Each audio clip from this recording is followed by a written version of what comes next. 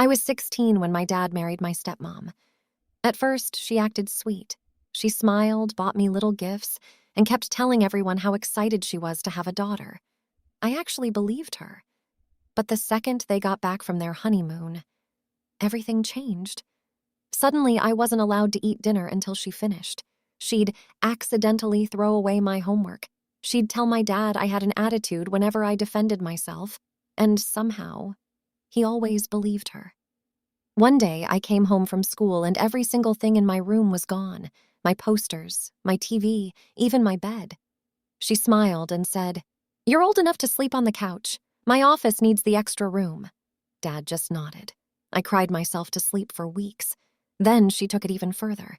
She told my dad I stole $500 from her purse. I begged him to believe me. I even emptied my backpack in front of them. Nothing. He grounded me for a month anyway. I couldn't believe it. Then, about 6 months later, everything fell apart for her. My dad was away on a business trip when my stepmom suddenly collapsed in the kitchen. She had slipped, hit her head, and couldn't get up. Guess who was the only person home? Me. I could have walked away.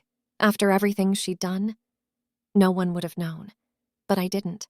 I called 911, stayed with her until the ambulance arrived, even held her hand because she was terrified. A few days later, she came home from the hospital. She asked to talk. She started crying before she even said a word. Then she admitted everything. The lies, the manipulation, the fake accusations. She said she was jealous because Dad always talked about how much he loved me before they met. She wanted to be the most important person in his life, so she tried to push me out.